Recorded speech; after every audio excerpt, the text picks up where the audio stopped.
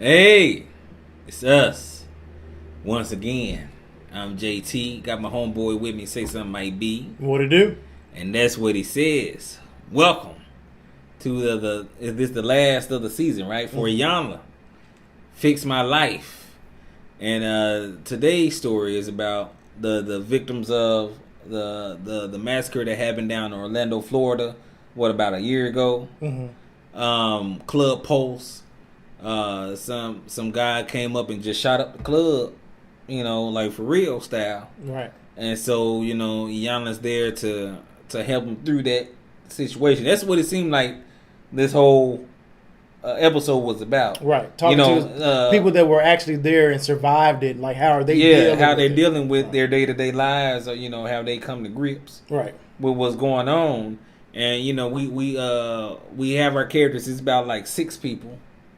I think the first one was Chris. It's 2 Christophers. The first one, a young man, he got shot 5 times. He really didn't tell his experience, but that's what we know him from. He's the one that got shot up. Mm-hmm. Richard was a black guy, and to me, his thing was, my family knows my lifestyle now.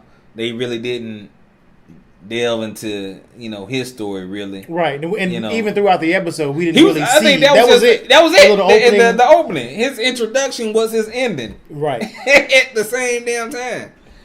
Tiara, she was there, right? And she was there with her cousin and her friend. Her cousin got killed, right? Akira, is that her cousin name? Akira got killed, and her friend Patience was there along with them. So it was 3 of them, and I think Tiara got shot, I think, in her abdomen, and Patience got shot up in her legs a few times. Yep. So she had to learn how to walk again, and all that, that tedious work that you have to do, trying to get back to rehabilitate yourself. Yeah, very good, Mike. And then we have number 2, Chris. Mm-hmm. Chris Hansen. Yes. He was there. He really didn't tell his story. We didn't get his story, his experience. I don't feel that we did. It was more so what he was doing since the shooting then, that we got. And how, and then Orlando.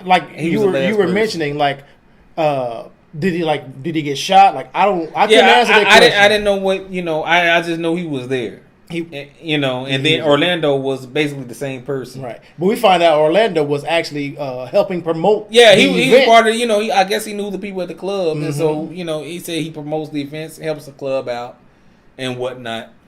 And he promoted that event. that actual, that particular event. Once he said that, I'm like, you. And then Iyanla pointed out, you invited all these people, and then this situation happened, even though it wasn't his fault. He had nothing to do with it. I feel like, just me personally, I would feel some type of way at the fact that I invited all these people and helped recruit more people, to the club, and then something like this happens. That was her it has to weigh on you, yeah. Yeah, she was like, "How are you?" Basically to everybody, them, how you dealing with it, and everybody had their. It seemed like everybody had their own little survivor's remorse, and then we delve into how they deal with that survivor's remorse. Why didn't I die? Why am I still here? Especially well, I won't go into Tiara first. They go to a Patience. It was Patience and Iyanla first. I think it was Patience and another therapist there, and she, she's telling her, I feel guilty, or I feel selfish because I'm telling my story, and I think that other people's stories are more important. Because they actually lost somebody. And here I am, I survived. So What am I talking about? Why am I? I shouldn't have a right to be here. I should be the very last person to tell my story, and and let And she feel it seemed like it was double guilty. First that she survived, and then the people that did survive, she didn't feel like her story was important enough to feel her pain or to release or have somebody to talk to. Yeah, she bottled it all up. Yeah, and then she felt like why am I here? I feel like I don't deserve to be here. I think she even said they don't want me here. Yeah, I me feel I'm not wanted, you know. And I was wondering, like, did somebody give her this vibe that, you know, you survived, like, you cool, you didn't get shot as many times. I'm like, she got shot in both her legs. You know, so like, do some push-ups. She still has a story to tell. Yeah. Like, I didn't understand where that was coming from initially. But that was, you know, that was her main thing until Iyanla came and gave her a hug. Yeah. And then took her off, you know, and they sat by the fountain. And we found out that, you know, her root of her guilt or her hurt is, you know, her mother. We found out she doesn't have a relationship with her mother. Mm-hmm. She says, my mother is gone. I don't know where she is. My daddy don't know where she is. My brothers and sisters don't know where she is. We just don't know. And I don't know. She didn't go. I don't know. Did she just disappear or she just left? I would have had more questions. I know this wasn't the show for that. Yeah. But I'm like, what does that mean? Your mama is gone. It's gone. And nobody knows where she is. How your daddy not even know where she is? That sounds like some crackhead shit. It could be drug related. I don't know. But it was weird. And so for her, like she feels selfish because she feels other people, I guess their stories are more deserving to be told. Than also, hers. Tiara is one of her good friends. Tiara seems like the only person that she can talk to, but Tiara lost her cousin. Mm-hmm. You know, and then the whole y'all was like, y'all don't need to be talking to each other because y'all basically feeling the same way or. Y'all not helping each other. It's just like it's like the blind leading the blind, in like a sunken place almost. Yes, and y'all trying to help each other. Well, so I didn't really get the vibe that Tiara was trying to help, and she was there for her as a support. But you know, with the way that Patience her thought process, like we Tiara should talk dealing about with her own stuff. Yeah, we should talk about what you got going on because you lost your cousin. That's more important than my emotions, the way I'm feeling. So she kept everything like to herself. Mm-hmm. And didn't have anybody to actually talk to her. You know, her father she couldn't talk to. She said after the whole situation happened, her brother, her siblings came like a couple days later. And on the flip side, she's looking at Tiara and she got all her, her mom is there. Yeah. She got her family there supporting her. And she didn't feel that same situation. Yeah, or same she thing. had that support. That same love. And Iyanla's like, well, you can't measure pain. Right. Your pain this ain't is your pain. There's ain't no levels of pain. You got shot up. Right. You almost got a worse deal as far as physically, and she felt some type of way, and not just physically but mentally because we see how she's processing it. Yeah, she equated to her mother. She took that experience and went a whole nother. Mm-hmm. That's a whole nother deal. That kind of surprised me the mother situation and what she said out of all of this, the whole tragedy, the whole event. The one thing she kept waiting for was her mother to show up, and maybe just be there for her to support her. It seemed like she had a little fantasy in her head, like, okay, this is the time. This is when she's gonna show up. She has to show up. She's almost like the little 8-year-old girl, looking out the window, waiting on daddy to come back. Well, in this case, mama, yeah, to pull up in the driveway. Okay, all is good now. And it made me wonder how long mama's been gone. It sounded like since she was a little girl, how she feels about it, because she was melting the whole episode. This is probably the only time she's actually getting to let her emotions out on the show with Iyanla, because Iyanla was being that mother figure for her. Next we have Tiara and her mother. She brought in Tiara to sit down, and I guess her mother Celeste was there for support, and Iyanla was like, as a mother and a mother, how do you feel? And she's like, well, she's always moving, trying to keep busy, I guess, trying to, keep her mind off of what was going on. I can see myself doing something like that in a tragedy, because if you stop, then what you're going to start to think about is what happened and what happened to your cousin, and we find out that she kind of partially blames herself for what happened. Yeah, because once silence hit the room, then everything come in your mind. Okay, I need to keep moving, so have something else in my head, some other type of motivation going on, because if I sit and think of what happened, I don't want to be in that place. Especially regarding what happened. We find out that, like you said, Tiara, her cousin, and Patience were there. The gunman started shooting. Tiara said she froze. Yeah. And even though she was right by the exit, she froze. Her cousin, Akira, and Patience ran out. but went back into the place because Tierra wasn't behind them. So they were going back to look for her and make sure she's okay. And then they ended up getting trapped in the bathroom. All three in the bathroom. I guess they found each other, and she said the guy just started, shooting in the stalls. Yeah, just some people got killed, and a lot of them got shot up, and of course her cousin, the one that got killed, died. And Iyanla was like, talking about her uncle. Yeah, Celeste's brother. She's like, so how's your relationship with them? Well, and her mother said, well, they blame her. Right.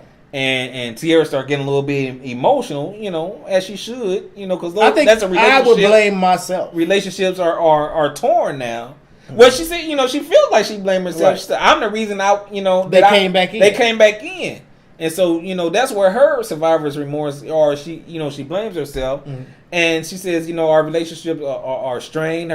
They don't talk to each other. They was like, we should always do everything together as a family. And this situation has basically, torn the family apart. And they blame her. And it's sad because they can't also see that she was also a victim in this situation.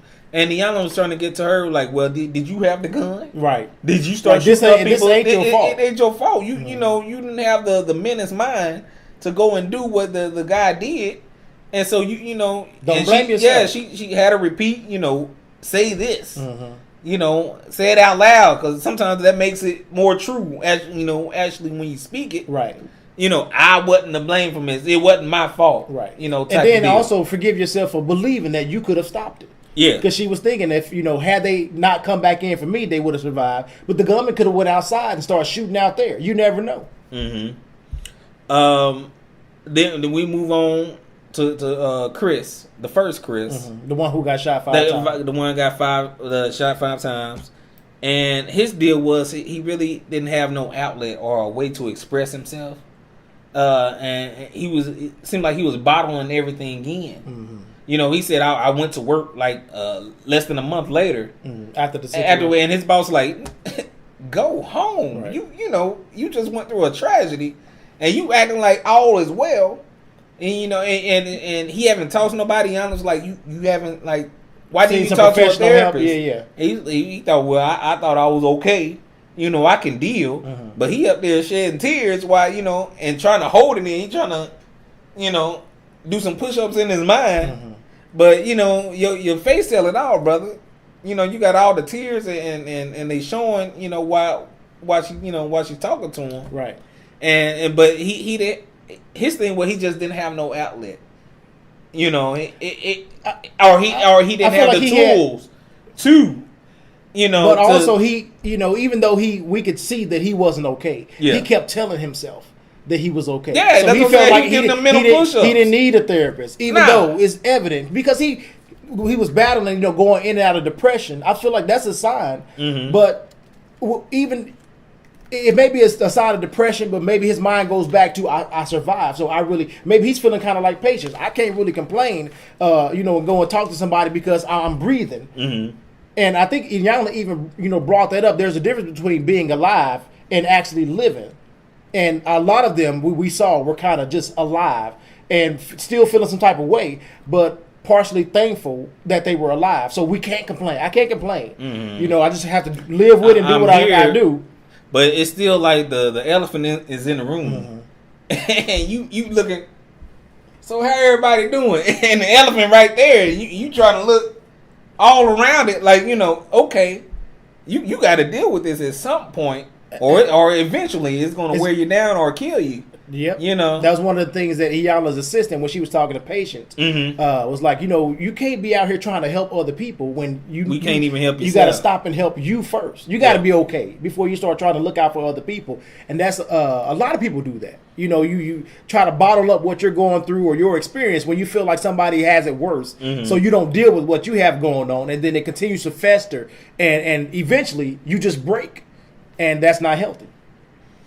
After she was with Chris, she moved on to the last 2 people. Chris number 2 on Orlando, and first it was Orlando, and Orlando tried to say, well, I'm an activist, and I'm supporting and whatnot, and she's like, you doing all of this. Yeah, all these interviews. You're not taking, being the voice of the people who died and all of this stuff. But you haven't taken care of yourself. Right. Looking out for you, getting you together. Yeah. Again. You trying to be an activist and trying to help everybody else through this tragedy. And you're not seeking the help, or you're not well within your consciousness of what's going on. And maybe for some people, it's easier to have something to work on, just like Tierra, trying to keep herself busy so she don't have to focus on it and then realize that she still has some stuff to deal with, herself. Orlando's doing the same thing. He's out here, like he said, doing TV interviews and all this different stuff to keep busy. And he's like, I know I need to take some time for me, but I don't have the time. I need to take a vacation. And Iyanla was, again, like, you need to figure out the difference between being alive, a voice for the dead, and being a voice for the living. Right. And so, like, all his attention was this one tragedy, and he's spending all his time on that. But you got people that got hearts beating and alive. Try to work for them. I ain't gonna say that's a dead situation. You can help. But it seems like you're living in that one. You don't have to stay there. Yeah, you don't have to stay there. And she said you can be more. You are more. And she said this to both Orlando and Chris, because he was the second Chris. He was kind of doing the same thing, doing TV interviews, being there, not really knowing which direction he was supposed to go in, because he's kind of stuck himself in depression. That was her thing. Like just depressed. Yeah, and he agreed with her, and I think she told him, like, he had semi PSTD. Oh yeah, she wanted him to seek seek professional help. Because and he said, I'm stuck right there, in depression mode, and it seemed like he didn't know, or had the tools to get out. He didn't know how to get out, and that's where he's at. And then she was like, well, you need to seek further help, and ultimately trying to get them to see you guys are more than just post nightclub survivors. That's the identity that they had taken up, because everybody's wanting to talk to them and interview them as a post nightclub survivor. But you still have to, like, refocus on your actual life, who you are, and try to progress and move forward. After that, clip, they moved over to I think they had Patience and Tierra together, and Iyanla was I think Patience was still on her being I feel like I'm selfish. I still feel like I'm selfish and whatnot. And then and Iyanla suggested, why don't we go, how about we go to the club? Have you guys been to the club? How would you feel about doing that? And Tierra's like, well, yeah, I don't want to experience how I feel when I go there. She's inviting that, that growth. Ready to tackle whatever emotion comes from that visit. Yes. And Patience was no. Patience was like, she's like, well, yeah, I want to go inside the club, and I'm like, well, no, you can light some candles, you can say some prayers or leave a picture or something. But she didn't want to go inside. She was saying, she was saying all that. She was all being big and bad. Yeah, she's like, I don't. But and she's like, well, we're not going to the club. Oh, we're not? Okay, thank you. Yeah. No, thank you. It was quick. It's like she was just, okay, I'm in this process, so okay, I'm trying to do extra. But nah, you right. She didn't really want to, want to face that truth. Because I guess after the situation, she said, I don't want to experience that again. I feel like if I go there, then it's going to trigger something within me. I'll have those nightmares again. Yeah. I can understand her being in that place and not wanting to revisit that. But Iyanla, she called it for what it was. She's like, ultimately, you're still trying to, I won't say remain in this kind of victim mode, but remain in this defenseless or helpless mode where you want your mom to come and save you. She was like, I feel comfortable being stuck. Yeah. And she's like, well, and then she brought up, like you said, the mother issue. You waiting on your mother to save you. Yeah. You still waiting on that her being your savior. No. Your mom, and then, because we don't know what's going on with the mom. She just blatantly said, your mama not coming. And you got to deal with that. Right. Say it with me. She not coming. And, and go from there. Because you, like she said, you're remaining stuck because you're right in this one place, waiting on some woman that haven't, been there for you. And how long? For whatever reason. And you feeling all kinds of ways because of this. But I mean, it's the same as a child growing up without their father. I'm sure there's still a part of them that's waiting, of course, and hoping. You know, maybe this is going to be what. That's going to be the And like, okay, I'm an athlete. Maybe this is what's going to bring him back home. Yeah, you know I see him in the stands. I left a ticket. You know, that type of deal. That's what I'm talking. Yes, you know, that always happens. But you know, and then they were young, especially Tierra and Patience. I think Patience was 20, and they're like 21. Yeah, they're young, very young. Yeah, still trying to figure things out. It's still that hope. That young hope, I'll say. And then for a young woman to grow up without her mom, like kids, you know, without your mama, your daddy there, that's kind of, you don't see that too often. Yeah, that your mama done. And they don't know, you know, if the mother is alive or not. They don't know where she's in. She gone. Like what? That's what she told us. She not there. My daddy don't know. My siblings don't know. Yeah. No, I don't know. Yeah. What did she come back with everybody else? No, the last thing they talked about was they went to the actual nightclub. Yes, very good. I was about to close it out. Damn it.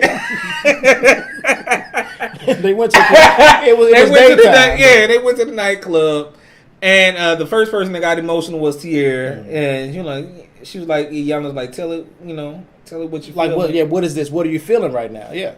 And so she was just reliving the what's going on, that night, and basically Iyanla's telling her, you gotta rise above this, and she said she claims her life back. Yes, hopefully, this is a step towards a stepping stone, to a new life or a new way of thinking towards this situation. And then we saw, some of the other ones start to get emotional. They didn't really, I guess, talk about it, but we saw them getting emotional because this has to be an emotional moment for them. Yeah, because none of them been back. Chris number 1, who got shot 5 times, he said, I thought I was dead. He said, last thing I remembered, everything went black. So I thought it was over until I woke up in the hospital surrounded by family and friends.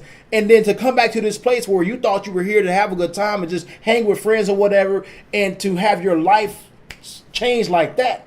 In a moment from total bliss. I'm quick to turn to cut people off. I'm quick to cut places off. I guarantee I would have cut this place off. Like, you know what? Where?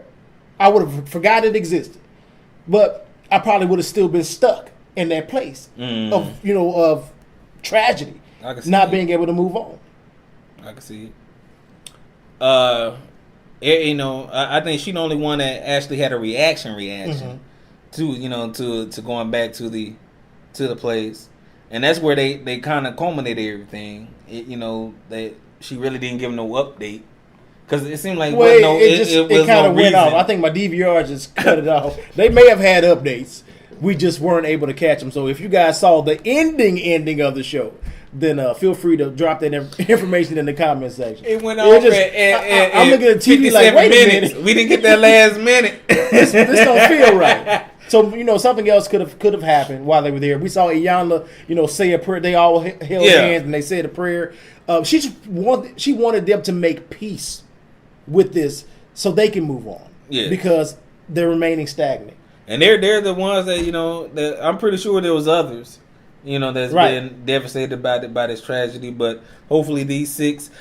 Well, Richard, he said he wasn't comfortable going back to the club, so we don't know his situation. He was there for the very first tape. He was there for just to say his name and said, I'm comfortable. My family knows that I'm out now. Right, they didn't know before, but they know now, and they didn't judge him. They embraced him, and made sure he was okay. So he was cool with that.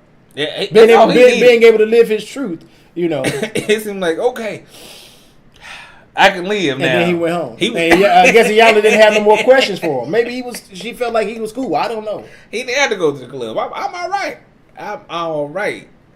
Or maybe she didn't see like the depression or the 5 signs of grief. Maybe she didn't see those in him in that moment. In the opening, he didn't really. It sounded like he really didn't have, other than the situation itself. Him personally, he seemed like he was just one of the people that actually got out. And without nothing being done to him or having somebody close to him that died, or it was just my people saw me on TV, and now they know. I can't, I can't hide it now, or they know I was there. That type of deal. But we don't know it.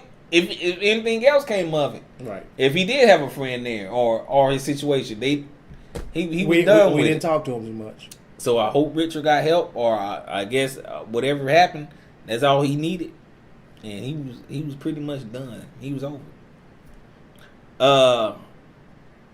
I'm over it. I'm done. I don't have nothing else to say, Mike B. Okay. Anything else? No, sir. Thank y'all for watching. Till next time. Peace.